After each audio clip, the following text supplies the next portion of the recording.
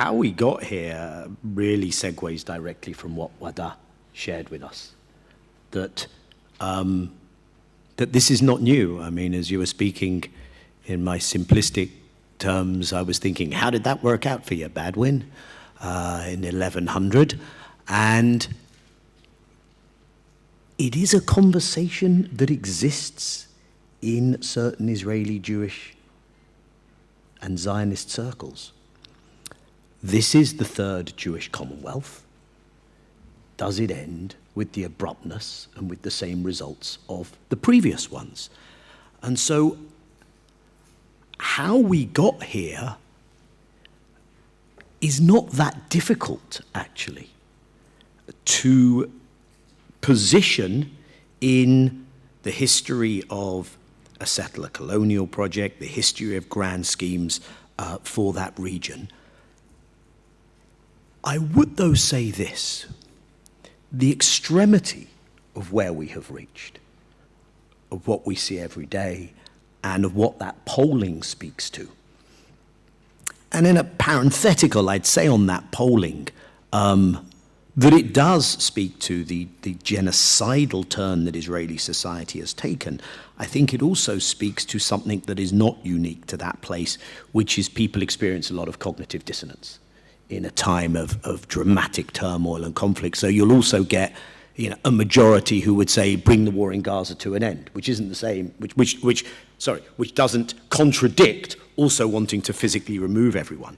But if I were to locate the extremity of this, yes, I would do so in that society, but I would do so also in the context in which it's operating.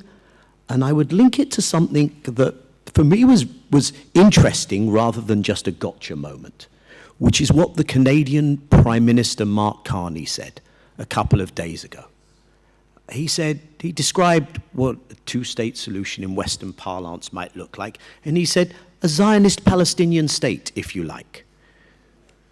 Now, my reaction wasn't, oh my God, Mark Carney must be the worst human being in the world or the most dumb guy in the world. My reaction was, this is fascinating. Here is someone who, you know, is clearly smart and learned and not steeped in this region or its history. His thing is economics. He was the governor of the Bank of England. He's become the Prime Minister of Canada. And he obviously had some inkling of what was going on, but is you know, learning on the job. And he obviously heard from his advisors, knew a little bit, heard from other Western leaders, and he processed it in his mind as, okay, I see what you mean. The Palestinians basically have to accept their dispossession. Now, I'm clearly putting words in his mouth, okay? Or at least in his thought process. That is what the West is offering, a Zionist Palestinian state. That's not a state at all, and its parameters are defined by those who dispossessed it and those who made that dispossession possible. So this was actually a moment of accurate reflection of how the settler colonial entity, with its colonizer backers, views the future of that region. And I think that's a crucial plank in trying to grapple with the answer to your question. And it has helped take Israeli society in a direction where, you know, this is very much ties into what you said, Wada, where it is zero-sum and it is overreach. And somewhere in there may be an awareness that having done everything they've done to the Palestinians, they have to go the whole distance, because this will end as those other you know, attempts at imposing Western fantasies. Now, the other fascinating thing, you know, fascinating in the sense of dreadful, but in that respect, was the ease with which those Western leaders who were beginning to feel some pressure to talk a slightly different language about Gaza in the days leading up to Israel's unprovoked act of aggression and violations of the UN Charter vis-a-vis Iran. In the days leading up to that, you know, the sense of this additional layer of cruelty, of turning aid distribution sites into slaughterhouses and killing fields, that they felt that from their public they had to react. They didn't do anything practical or meaningful. But then look at the language within minutes of Israel, a nuclear-armed state, not a member of the NPT, conducting a military strike against Iran. Their first response was Israel's right to defend itself, the threat of Iran, and Israel as the victim.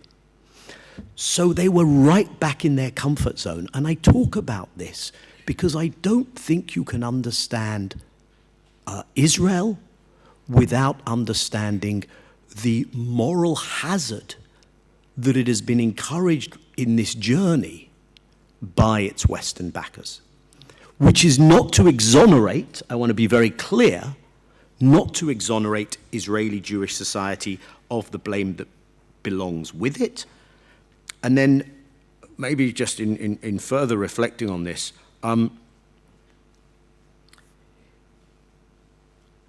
we have seen the vulnerabilities of that hubristic overreach, of what happens when you go into a zero-sum place, being exposed. Now, that should not take us to a place where we misinterpret or wrong size or consider that this is a paper tiger. Evidently it isn't. It has got away with 20 months of genocidal action. There has not been an effective deterrence against that. The fact that the pain threshold of Israeli society that we saw during the Iranian missile strikes, the depletion of interceptor missile stocks, the question marks about the resilience don't change that fact, that there has not been an effective way of stopping this.